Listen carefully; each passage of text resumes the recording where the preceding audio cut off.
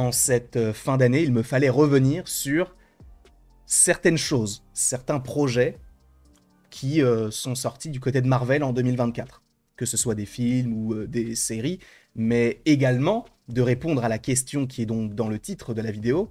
Marvel est-il finito? Pour moi, la réponse est claire, non. Et on va répondre de manière très simple. Qu'est-ce qu'on entend par finito? Les gens vont dire que les films ne marchent plus, et c'est faux. Les gens vont dire que les histoires ne sont plus forcément intéressantes, et en vrai, en tout cas, ça ce n'est que personnel, mais je suis d'accord. Donc, il y a une certaine ambivalence d'une certaine manière, et on va essayer d'expliquer tout ça en revenant sur les différents projets. Sachez qu'il n'y a pas de montage, vous avez un petit peu l'habitude aujourd'hui, c'est qu'on va parler de manière assez simple et claire des différents projets qui sont sortis au cours de l'année. On commence par Echo. Et oui, cette série est sortie cette année. Alors Echo, bon, ce n'est pas une série qui a grandement marché, en tout cas par rapport aux chiffres que n'a pas donné Disney, parce que je vous rappelle que Disney ne donne des chiffres que quand ça marche, hein, parce qu'ils vont dire, ouais, c'est la meilleure série du début de l'année, oui, mais quand tu nous sors 3-4 séries qui sont sorties depuis, tu n'as pas développé les chiffres, donc bon, si Disney n'en parle pas, c'est que ça ne marche pas. Donc Echo, en vrai, ça partait du principe qu'on ait un personnage très secondaire qui est sa propre série pour nous réintroduire Wilson Fisk d'une certaine manière et nous explorer, enfin nous permettre d'explorer l'histoire d'Echo. Pourquoi pas? Ça pouvait être assez intéressant. Pour un rappel assez simple, normalement on aurait dû avoir 6 épisodes et finalement ils en ont enlevé un, ils ont, on va dire, restructuré la série pour en faire 5. Et tout est sorti le même jour, ce qui montrait que Disney n'en avait strictement rien à faire, n'y croyait pas, et boum, on te sort ça en plus en janvier. Disons que ce n'est pas forcément le meilleur mois pour sortir une série, mais bon. Janvier, Echo, un jour, c'était sympa, sans plus. Toutes les grosses scènes très intéressantes étaient dans les trailers, voilà. Mais on va dire que c'était plutôt positif, dans le sens où on n'en attendait pas grand-chose, et sur certains points, j'ai été agréablement surpris. Pas sur tout, mais voilà, sur certaines choses. Ensuite, on a eu X-Men 97. Et X-Men 97, alors tout n'était pas parfait, mais pour moi, c'est l'une des grosses révélations de cette année, parce que je n'en attendais absolument rien. Et je pense à Gambit, je pense à la fin de la série, je pense à tout ce qui a été évoqué durant cette série très très très mature. Et pour moi, c'est une énorme réussite. Là, pour le coup, étrangement, Disney a communiqué les chiffres, et je crois que c'était la série la plus vue, la 3e série la plus vue du début de l'année. Bon, la série est sortie, je crois, en avril ou en mars, je ne sais plus, donc c'était très court. Il y avait quand même Shogun qui était là et qui avait pris une grosse part de toute l'audience. Mais quand même, X-Men 97 était pas mal placé. Et en vrai, du côté de Disney, je crois que ça a été une réussite. Et moi, j'ai trouvé que c'était vraiment très très bon. Encore une fois, ça c'est subjectif, mais d'un point de vue statistique, je crois que ça a vraiment marché. En plus, c'est le retour des X-Men, etc. Et surtout, ça aurait donné des idées à Disney de développer, a priori, une série sur la suite des aventures de Spider-Man sur une série des années 80, je crois. Je ne sais plus exactement laquelle, mais je crois qu'ils ont prévu de faire un truc dans ce style-là. Ensuite, on a eu Deadpool et Wolverine. Le premier film du MCU à faire le milliard depuis Spider-Man No Way Home, si je ne dis pas de bêtises. Puisque si on reprend tous les films, Doctor Strange 2 a fait, si je ne dis pas de bêtises, 950-960 millions, donc près du milliard, mais ils ne l'ont pas atteint. Ensuite, on a eu quoi? On a eu Black Panther Wakanda Forever qui ne l'a pas fait, Thor qui ne l'a pas fait, Quantum Mania ne l'a pas fait, The Marvels ne l'a pas fait, et Les Gardiens ne l'ont pas fait. Et le seul film en 2024 qui est sorti, du côté du MCU, je ne parle pas de Sony, mais uniquement de Disney, c'est Deadpool et Wolverine. Il a fait 1,4 milliard de dollars. Énorme succès pour un film qui, je vous le rappelle, est rated R. Et je crois qu'il est devenu le plus gros succès d'un film avec une telle restriction. Avant, c'était Joker, mais Joker avait fait 1,1 milliard ou quelque chose comme ça. Là, ils ont fait 1,4, donc ils sont passés au-dessus. Énorme succès. Énorme succès, le retour de Wolverine, le retour de Deadpool, l'arrivée des mutants de manière assez conséquente avec un film solo. Voilà, on est sur, on va dire, un succès. Alors, est-ce que ça a été un succès critique? Est-ce qu'avec le recul, on le trouve assez bon? Oui, moi j'ai trouvé que c'était un plutôt, c'était un bon film. Alors, c'était pas excellent non plus. Quand je suis sorti de la salle, de toute manière, vous le savez, vous avez vu la critique. Moi, j'ai bien aimé et en vrai, mon avis n'a pas tellement changé. C'est vrai qu'il y avait cet aspect waouh quand tu vois tous les acteurs et tous les personnages qui reviennent, mais en vrai, avec le recul, bon, je prends toujours du plaisir à regarder le film. Donc pour moi, ça aussi, ça a été une réussite. D'accord? Ensuite, on a eu Agatha. Agatha, énorme réussite également. Une des séries les plus vues de l'année, je crois, si je ne dis pas de bêtises. Alors pas la plus vue, mais l'une des plus vues. Et du coup, Disney a partagé aussi les chiffres par rapport à ça.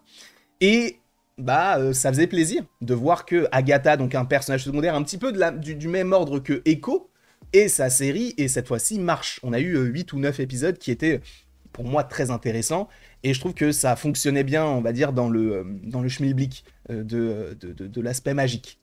Et là, on a What If. Bon, je suis pas forcément totalement fan, mais je pense que tout le monde peut y trouver son compte, et de toute manière, je ne pense pas qu'ils espéraient quoi que ce soit de cette série avec la déception de la saison 2.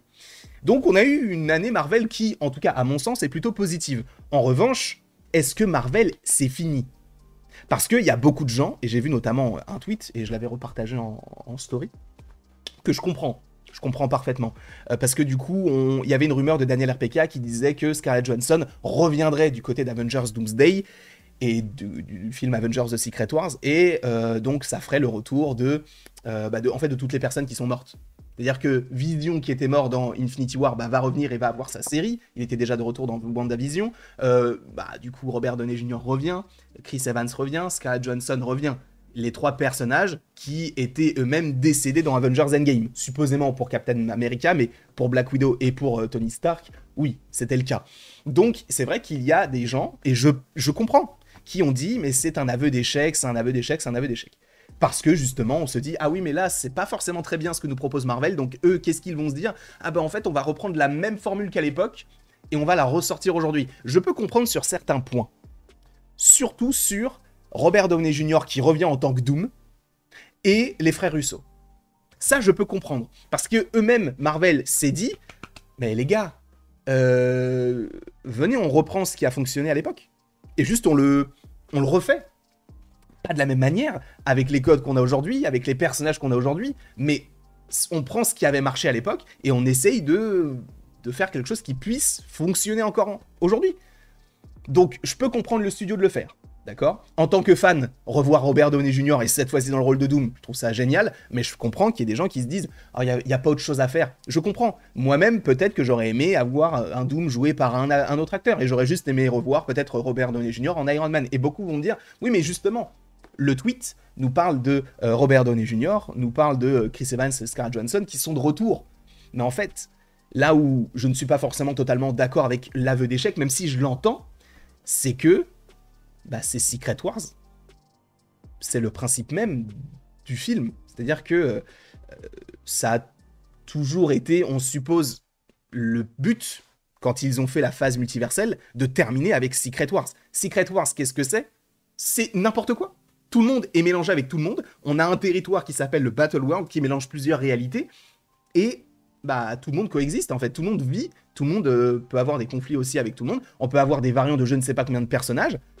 Et c'est le principe de Secret Wars. Alors bien sûr qu'ils en jouent aussi. Et ils se disent que si on ramène Chris Evans en tant que Captain America, Captain Hydra, Nomad, peu importe qui il pourrait jouer, ça va donner envie aux gens d'aller voir les films. Et dans ce sens-là, je pense qu'il y a des gens qui se disent « Oui, Marvel, c'est fini. » Pourquoi? Parce qu'ils n'arrivent pas à faire autre chose que ce qu'ils avaient fait auparavant, parce qu'ils reprennent les 2 réals des films Infinity War et Endgame, et aussi des films Captain America, en tout cas 2 sur 3, et on récupère tous les anciens personnages pour les remettre ici. Mais, encore une fois, c'est le principe de Secret Wars. C'est le principe. Alors, pas pour les réals, ça je comprends, et sachant qu'à la base, c'était Destin Daniel Cretton qui devait faire The Kang Dynasty, et pour Secret Wars, on entendait des noms ici et là, mais du coup, les frères Russo sont revenus, et c'est un duo, du coup, ce sera peut-être plus simple, notamment pour ces 2 gros films qui, je vous le rappelle, sortent en 2 ans. Enfin, en 1 an, du coup, puisque ça sort de mai 2026 à mai 2027. Je comprends qu'on se dise que c'est un aveu d'échec, mais ça va faire le puriste, parce qu'en plus de ça, je suis pas du tout un puriste des comics, vous le savez, mais il faut aussi prendre en compte que Secret Wars adapte un comics qui s'appelle Secret Wars et qui mélange tout. Donc ça peut être une explication à ça. Et est-ce que Marvel est finito? Aussi, pour répondre à la question de manière statistique, avec des chiffres. C'est très simple. Quel film, depuis l'arrivée de la phase multiverselle, donc depuis la phase 4, quel film a été rentable? En vrai, il n'y en a pas beaucoup. Alors qu'à l'époque, il faisait, à une époque, quasiment tous le milliard. Black Panther a fait le milliard, Infinity War, Endgame, Civil War a fait le milliard, Iron Man 3 a fait le milliard, Captain Marvel a fait le milliard. Il y a eu beaucoup de films qui ont fait le milliard. Spider-Man No Way Home, Far From Home, pardon, parce que No Way Home c'était dans la phase 4. Et si on reprend tous les films qui sont sortis durant la phase 4, on a eu Black Widow, on a eu Shang-Chi, on a eu Eternals. Ces 3 films-là, je les mets de côté. Parce que tu vas me dire que ce sont des flops. Oui, ce sont des films qui n'ont pas marché. Mais revenons dans le contexte par rapport auquel ils sont sortis. Ils sont sortis durant le Covid. Enfin, à une époque où les gens n'allaient plus trop au cinéma. Le cinéma coûtait cher. Alors, je ne dis pas qu'il ne coûte pas cher aujourd'hui, mais peut-être qu'aujourd'hui, ça s'est restabilisé, j'en sais rien. Je vous avoue que moi, j'ai la carte, donc j'y vais de manière illimitée, mais je paye par mois.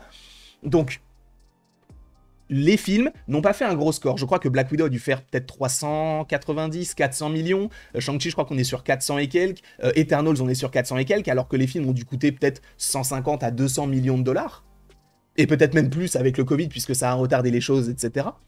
Donc peut-être que ces 3 films-là ne sont pas rentables. Mais il faut remettre les choses dans leur contexte, encore une fois, en se disant que même si... Enfin, ils n'ont pas fait un gros score parce qu'il y avait le Covid. Mais si les films étaient sortis comme ils avaient prévu de les sortir, je vous rappelle qu'à la base, les films de 2020, qui auraient dû sortir du coup pendant le Covid, c'était Black Widow et Eternals. C'était les 2 films qui devaient sortir en 2020. Et allons plus loin, ça a été confirmé que avant que James Gunn ne se fasse virer puis récupérer, les Gardiens de la Galaxie Volume 3 étaient prévus en 2020. Et ce qui signifie que dans les Gardiens de la Galaxie Volume 3, on aurait dû avoir Thor.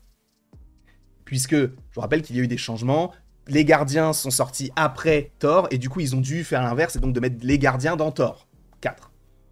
Donc, ces 3 films-là, Eternals, Shang-Chi et le film Black Widow, ne sont pas rentables par rapport à leur coût, etc. Mais ça n'a pas empêché Marvel de se dire « Ok, bah Shang-Chi, on va le développer. Black Widow, on va développer et on va faire une sorte de suite avec des Thunderbolts. » C'est quelque chose qui était prévu.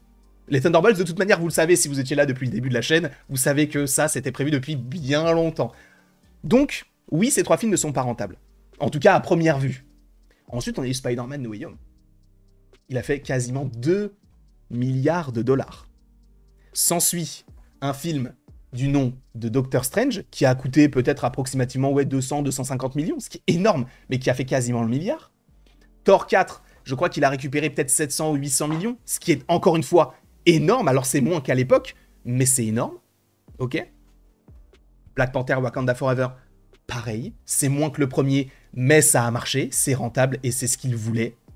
Et on pourrait aussi parler du coup de l'année 2023 avec Les Gardiens de la Galaxie Volume 3 qui est rentable aussi. Là où c'est intéressant, c'est que pour Quantum Mania, à première vue, on peut se dire que le film n'est pas rentable. Ça, c'est évident. Regardez, hop, petite pause, petit chat, parce qu'elle était en train de manger mes chaussettes.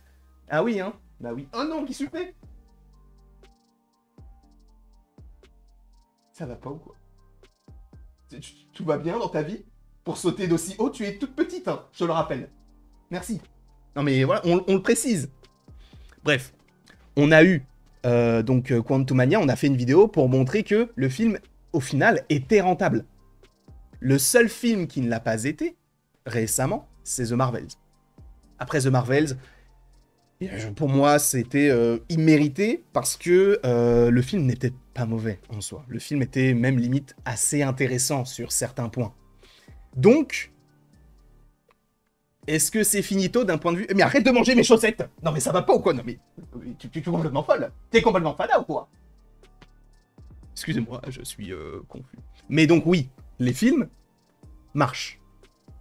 D'une certaine manière, en tout cas, d'un point de vue chiffre, on ne peut pas dire que Disney se dise là, on perd beaucoup d'argent. Non. Ils font moins d'argent, mais quand tu fais moins d'argent, c'est que t'en fais quand même. Oui, il y a une rentrée d'argent qui est peut-être moindre par rapport à ce que tu faisais à l'époque, mais ça marche quand même. D'accord? Et là, l'année prochaine, qu'est-ce qu'on a? On a Captain America, Brave New World. Ok? On va avoir les Thunderbolts. On va avoir Captain America, non, je l'ai déjà dit, mais les 4 Fantastiques. Si on fait des estimations, d'accord? On suppose, parce que on va dire que c'est plus ou moins ces ordres de prix-là, on suppose que les films ont coûté 200 millions, sachant que peut-être que pour Captain America, ça a duré, vu qu'il y a eu des reshoots, a priori une phase de reshoot, mais j'y crois pas trop, mais a priori, on a changé des choses dans le scénario, on a changé des choses, on a pris le temps, il y a eu les grèves et tout, donc ça a allongé le tournage, etc., je pense qu'on est plus vers des 250, voire 280 millions. Mais après, ce ne sont que mes estimations par rapport à un budget qu'on aura supposément, d'accord? Donc on verra. Mais je pense que Captain America va frôler la rentabilité. Je pense qu'ils vont faire... En tout cas, j'espère pour eux, je ne sais pas. Hein. Encore une fois, ce sont mes estimations. Peut-être que je serai très loin de la réalité.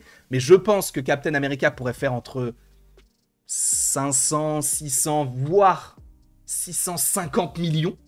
Pour être très optimiste. Je pense pas qu'il ferait 700, 800. Je pense pas... On verra. Je pense pas que le film va beaucoup marcher. Les Thunderbolts. Là, je pense que le budget a été peut-être réduit. Mais on va partir aussi du principe qu'il fasse peut-être 150, 200 millions. Les Thunderbolts, je le vois bien faire 500 millions. 500, 600 millions. Pareil. Mais peut-être légèrement... Je suis plus optimiste pour un succès des Thunderbolts plus que pour Captain America. Là, il y a un problème. En revanche, pour les 4 Fantastiques, il y a plein de gens qui vont dire « Ouais, si ça fait pas le milliard, ça va être une déception pour beaucoup, tout ça en interne. » Je suis pas d'accord. Parce que pour du Deadpool et Wolverine, oui, parce que tu reprends Deadpool, tu reprends Ryan Reynolds, tu reprends Hugh Jackman, tu reprends plusieurs personnages en lien avec le multivers, donc tu t'attends à ce que ça marche. Et le milliard était attendu. Là, pour les 4 Fantastiques, j'ai pas l'impression qu'on parte là-dessus, parce que ils prennent énormément de risques avec ce film-là. Énormément de risques. Que ça nous plaise ou non, moi, le fait qu'il y ait une surfeuse d'argent ne me dérange pas, mais ils savent que s'ils en mettent une, plutôt qu'un surfeur, alors que le personnage de la surfeuse d'argent existe, hein. Mais vous savez qu'il y a des gens qui vont dire « Non, ils ont transformé un mec en meuf. » Bref. Le fait que là, t'aies une surfeuse d'argent, il y a plein de gens qui vont pas aller voir le film. Donc c'est une prise de risque pour eux, d'une certaine manière. Ils ont fait un film qui, normalement, devrait être rétro-futuriste. Ça, pareil, c'est une énorme prise de risque. Pourquoi ne pas faire un film un petit peu dans la même trempe que ce que nous avions du côté d'un film tel que, j'en sais rien, Ant-Man, enfin, pas Ant-Man, mais tu vois, dans une ère qui est la nôtre, tu vois. Un truc un peu moderne. Ils partent sur du rétro-futuriste. Ils ont un casting assez conséquent, mais en vrai, les gens connaissent surtout Pedro Pascal. Vanessa Kirby, Ebon Moss-Backrack ou encore Joseph Quinn, ce sont des actrices et acteurs qui sont connus, mais où tu te dis, ah oui, je vois qui c'est, mais je connais pas son nom. C'est plus ça, en vrai. Parce que Ebon Moss-Backrack, on se dit, ah, c'est le mec de The Bear ou le mec du Punisher, et encore, peu de gens regardent The Bear, en France, notamment. Joseph Quinn, on va se dire, ah, mais c'est le mec qui joue dans Stranger Things, ah, mais c'est le mec qui joue dans Gladiator, mais on ne connaîtra pas forcément son nom. Et Vanessa Kirby, bon, moi, je la connais un peu, mais je pense que la majeure partie des gens diront, ah, mais c'est la meuf, pardon, qui joue dans Mission Impossible. Alors qu'elle a fait plein d'autres choses, hein.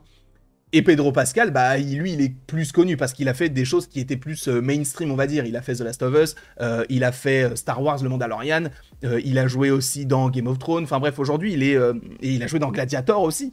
Donc lui, il est plus connu. Donc je pense pas que le casting qu'ils ont choisi va nous mener directement vers le milliard. S'ils avaient pris du Adam Driver, du Margot Robbie, etc., là, je me dirais, ok, là, ils ont comment dire, l'envie d'aller chercher le milliard. Là, je pense que le film pourrait faire 800 millions. Je pense que les 4 Fantastiques peuvent faire un gros score. Sachant qu'en plus de ça, je suis très optimiste. Pourquoi ? Parce qu'il sort à une période très complexe.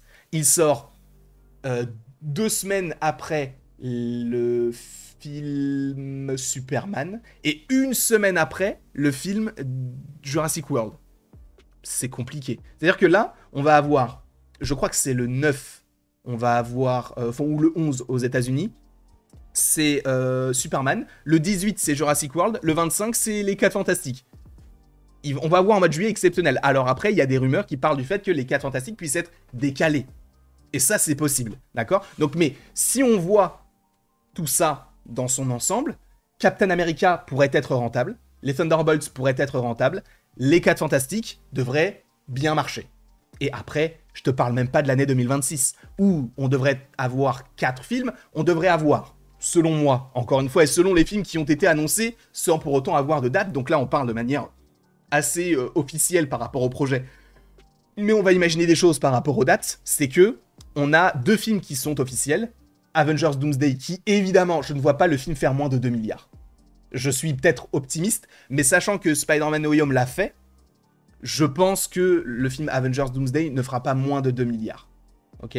Donc si jamais ils perdent un peu d'argent sur Captain America et sur les Thunderbolts, on peut dire que ça peut se régler d'une certaine manière. Et on a Spider-Man 4. Et ce film-là, évidemment qu'il fera le milliard, ça c'est évident. Est-ce qu'il fera autant que No Way Home? Est-ce qu'il fera autant qu'un Avengers Doomsday? Je ne pense pas, mais il va faire plus du milliard. Donc déjà, ça fait 2 films Marvel qui peuvent faire le milliard la même année. D'accord? C'est déjà arrivé. Black Panther avait fait le milliard, Infinity War en 2018 aussi, et en 2019, on avait eu Captain Marvel, on en avait eu 3. Captain Marvel, Endgame et Far From Home avaient fait le milliard tous les 3.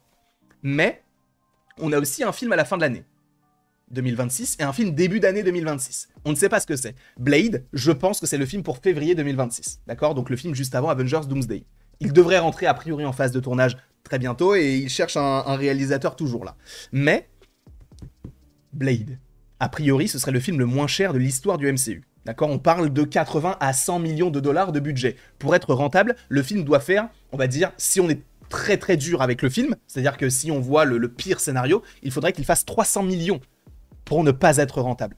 Minimum. Enfin, en fait, il faut que le film fasse plus de 300 millions pour être rentable. C'est, en vrai, pour le MCU, c'est très peu. Sachant qu'en plus de ça, bon, ça sera du rated R, etc. Mais ils peuvent faire bien plus que ça. Ok? Ensuite, on a Armor Wars, et c'est là où ça peut être un petit peu plus compliqué. Le film était à la base une série, et donc aujourd'hui, on ne sait pas quand est-ce que ça sort. Je pense que ça pourrait être pour la fin d'année 2026, sachant que ce sont les seuls films, Blade et Armor Wars, qui ont été annoncés et qui n'ont pas de date. Et sachant qu'il reste 2 dates sans film, on a 2 films d'un côté qui n'ont pas de date et 2 dates sans film, bah du coup, ça peut se coïncider par rapport à ça. Et je pense qu'Armor Wars, et ce sont des rumeurs aussi qui existaient, pourrait changer de titre et ne s'appellerait plus Armor Wars et pourrait être plus en lien avec une équipe, un peu comme les Thunderbolts, plus qu'avec un personnage, donc War Machine. Et c'est pour ça que je pensais au West Coast Avengers, où on est une équipe avec War Machine, US Agent, Shang-Chi, Vision, j'avais She-Hulk aussi, Wonder Man, parce que là, depuis pas mal de temps, on a pas mal de personnages du côté de la côte ouest des États-Unis qui se développent. Alors qu'habituellement, on était plus à New York, etc. Là, on est beaucoup sur Wonder Man Hollywood, on est en Californie avec Shang-Chi, comment elle s'appelle, She-Hulk aussi, elle est du côté de la côte ouest, même Ant-Man est dans la côte ouest, donc on peut aussi le rajouter dans cette équipe-là.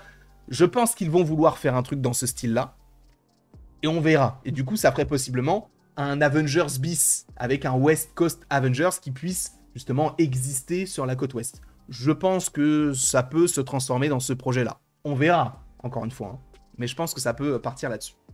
Donc, Armor Wars, je ne sais pas si ça va marcher.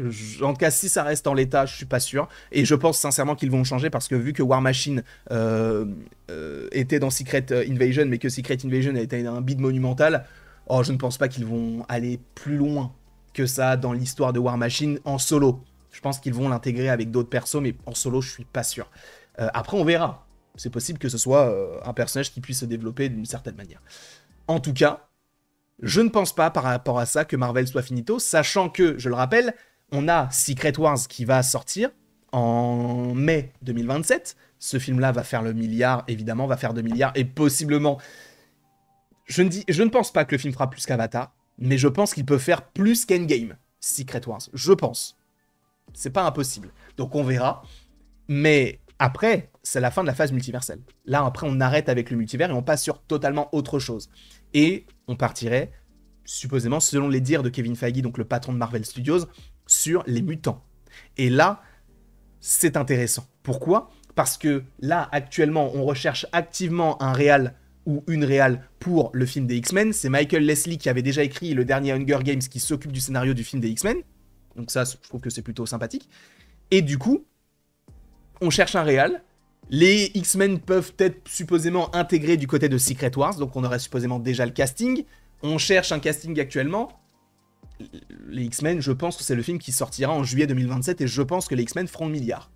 Parce que c'est les X-Men avec MCU, avec tout ce que ça comporte. Je pense sincèrement que les X-Men sortira en juillet 2027 et fera le milliard. Et après, on a d'autres films qui sont prévus. On a Shang-Chi 2, Black Panther 3, Doctor Strange 3, supposément, si ça marche, Blade 2, Blade 3. Qu'est-ce qu'on peut avoir d'autres films Avengers, les X-Men 1, 2, 3, du coup, encore une fois. On peut avoir une suite à The Marvels.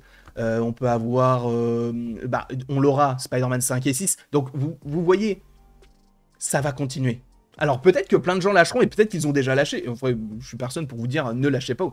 Continuez jusqu'à temps que, enfin jusqu'à ce que vous vouliez continuer. Enfin c'est français. Bref, vous vous arrêtez quand vous voulez. Tu vois ce que je veux dire? Moi je sais que je m'arrêterai pas tant que ce n'est pas terminé parce que je suis fan et j'ai vraiment envie de savoir jusqu'où ça va aller. Tu manges pas mon petit chargeur, hein, ok? Donc on verra comment tout cela s'agence. Ça a été une vidéo qui était assez longue. J'espère qu'elle vous aura quand même un petit peu plu. N'hésitez pas à aimer la vidéo, à la partager, à la commenter, à vous abonner si ce n'est pas déjà le cas. Et après tout ceci, il ne me reste plus qu'à vous dire à la prochaine pour la prochaine. Donc ouais, ça a été assez complexe, mais je pense que c'était nécessaire d'évoquer tout ça ensemble. Je ne sais pas ce que vous en pensez, donc donnez-moi votre avis dans les commentaires, tout simplement.